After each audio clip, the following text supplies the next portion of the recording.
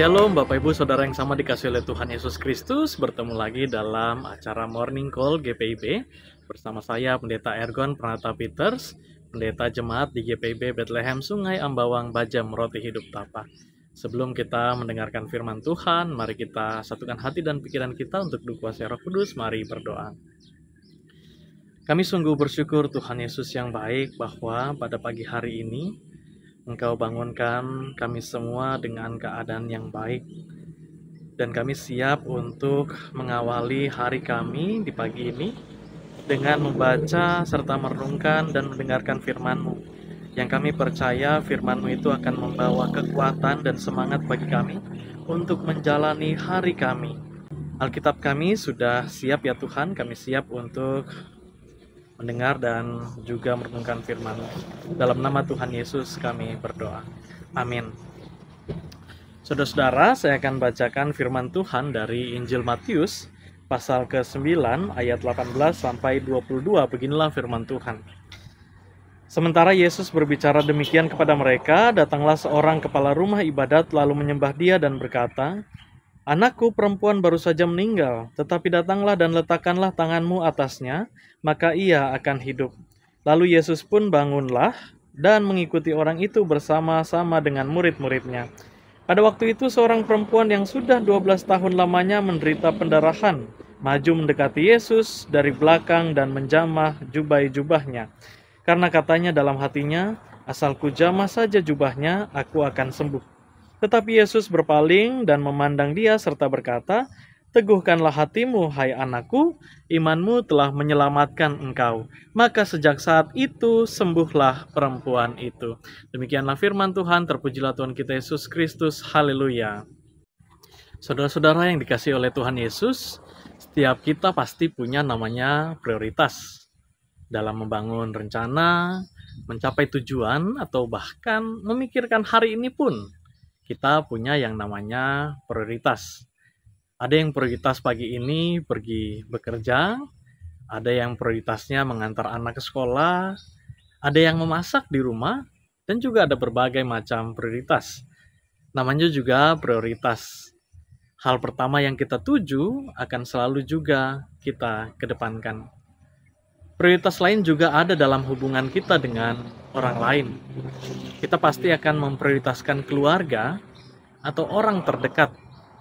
Jarang sekali kita menolong orang lain, lalu menolong keluarga kita sendiri. Bayangkan saja jika anak kita sakit dan dia harus dibawa ke rumah sakit. Kita pasti akan membatalkan berbagai kegiatan.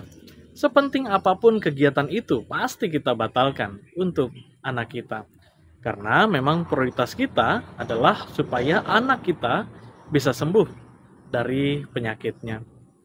Ini sebetulnya menandakan bahwa kita manusia memang mempunyai tujuan ke depan. Ada banyak rencana yang harus dilakukan dan juga akan dicapai. Namun harus ada prioritas utama. Dan prioritas utama kita adalah keberadaan orang-orang di sekitar kita yang terhubung langsung dengan kita semua. Saudara-saudara yang terkasih, Tuhan Yesus dalam bacaan kita pada pagi hari ini memperlihatkan bahwa Dia sedang berbincang-bincang dengan orang-orang Farisi dan para murid tentang banyak hal. Banyak sekali yang dibahas dengan Tuhan Yesus. Ada banyak hal, pertanyaan dari orang-orang Farisi.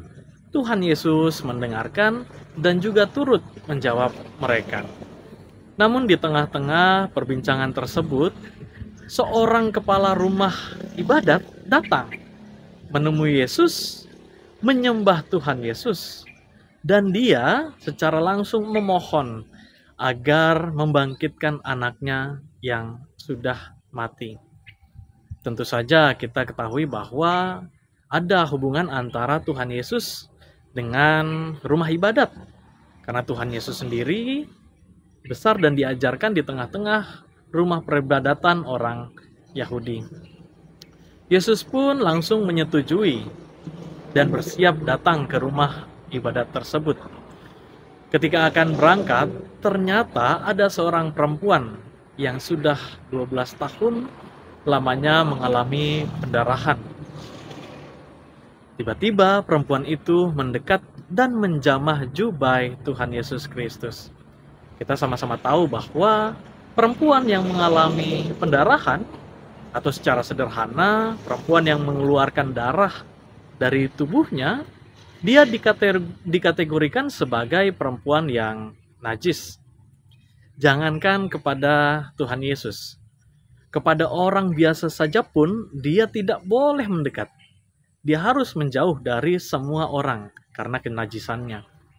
Tetapi karena dia percaya sesungguhnya bahwa Tuhan Yesus dapat menyembuhkan sekaligus menguduskannya, ia tetap berani datang bahkan memegang jubah Tuhan Yesus. Karena saudara-saudara, ternyata dalam tradisi memegang jubah milik imam atau tokoh agama dipercaya dapat membawa berkat kesembuhan.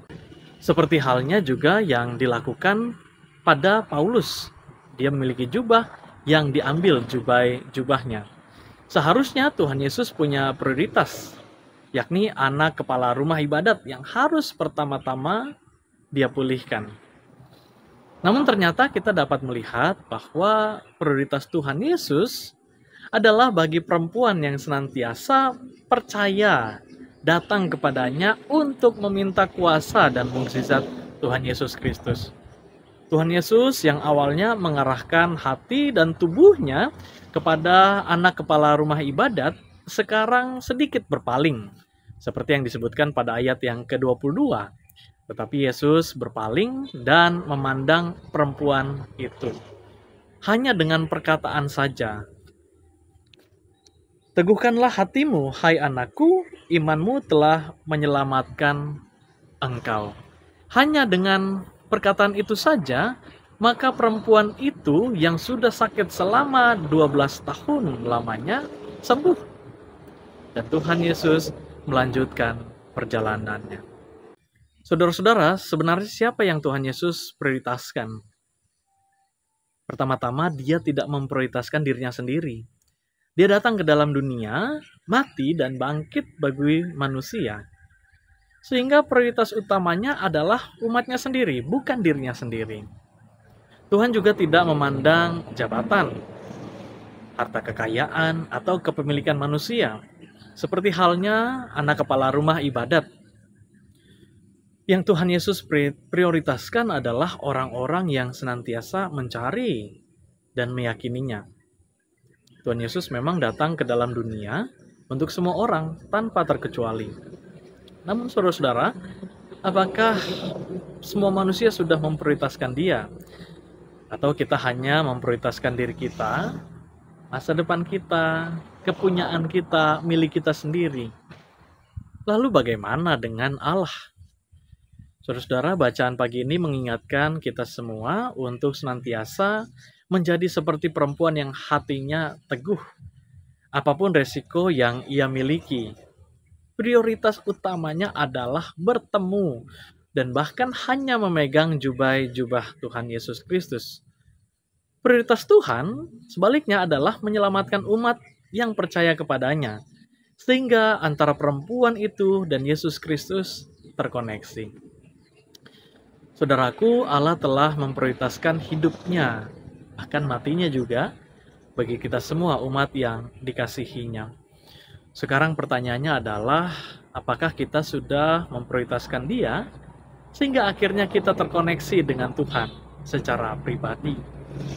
Semoga hal itu terjadi. Terpujilah Tuhan kita Yesus Kristus. Amin. Saudara-saudara, mari kita satukan hati dan pikiran kita berdoa. Terima kasih Tuhan untuk firman-Mu yang memberikan kekuatan dan semangat bagi kami semua.